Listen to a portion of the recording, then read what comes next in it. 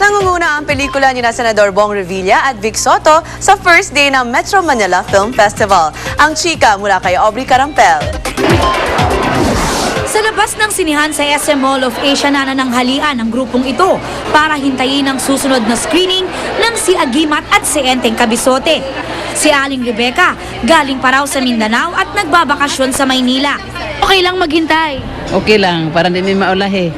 Maya-maya pa, malasawa na ang pila papasok ng sinihan. Sa SM Mega Mall ganito rin ang eksena. Pila-pila ang mga bumibili ng tiket. Sa SM North EDSA, sobra naman ang siksikan. Nakasalubong namin ang mga kalalabas lang ng sinihan na nanood ng Si Agimat at Si Enteng Cabizote. Ang dami tao, punong-puno. Ikaw, ano? Nag-enjoy ka daw? Nag-enjoy ka? Okay na okay. Sulit na sulit. Nag-enjoy yung mga anak? Opo! Kahit nakatayo. Nakatayo na kayo sa loob? Opo. Sa Gateway Cineplex sa Cubao, punong-puno rin ang moviegoers. Nagdagdag na sila ng isa pang sinihan na magpapalabas ng Si Agimat at Si Enteng Cabizote sa sobrang dami ng mga gustong manood ng pelikula. We might hit the mga 28 to 30 million margin. So, ganun yung kalakas yung pelikula. So, kung talaga ma-hit natin yon, breaking all box office record. Ito na nga raw ang pinakamagandang Christmas gift mula sa mga Pilipinong manonood. Aubrey Carampel updated sa Showbiz Happening. And that's our chika for today. Merry Christmas mga kapuso. Pia, Jiggy. Salamat Grace at mga kapuso, nakaranas na ba kayo ng Paskong may snow?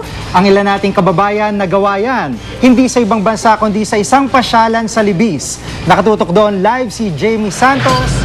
Jamie. Jiggy, Pia, maraming pamilyang nagpunta rito sa Eastwood City dahil sa iba't ibang atraksyong makikita rito. Para ka na rin daw nasa ibang bansa. Maraming enjoy sa paglalaro sa snow sa Christmas Village. Tumagal ito ng halos 20 minutos kaya feel nila ang malas snow na ibinubuga ng machine. Parang totoo. Parang nasa North Pole. Kasi marami kaming kids! Mag-enjoy sila ng gusto! Ang ilan nagpa-picture sa tabi ng mga life-size toy soldier at snowman. Tawag pansin naman sa mga chikiting si Santa. Nagagalak po ako na makita siya ngayon.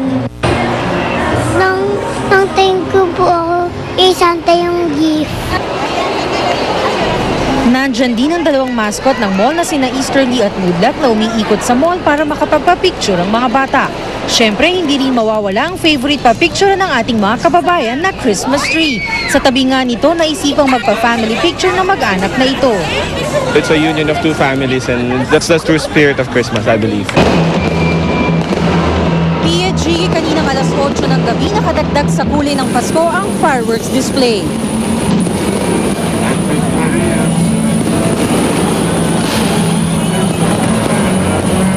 Para sa ating mga kababayan, pwede nyo po pong ma-experience yan hanggang bukas ng gabi.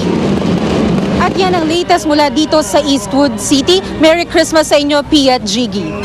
Maraming salamat Jamie Santos at Merry Christmas. At yan po ang mga balitang aming tinutukan sa nakalipas na 24 oras. Maraming salamat po sa inyong pagtitiwala at maligayang Pasko po sa ating lahat. Merry Christmas mo ulit mga kapuso at itong tulog na lang, bagong taon na. Mula po sa tahanan ng katotohanan, ako po si Pia Arcangel. Ako po si Jiggy Manica, dito ang GMA. Walang kinikilingan, walang pinoprotektahan, walang kasinungalingan. Walang bahid politika, serbisyong totoo lamang. At dahil hindi natutulog ang balita, Nakatuto kami 24 oras.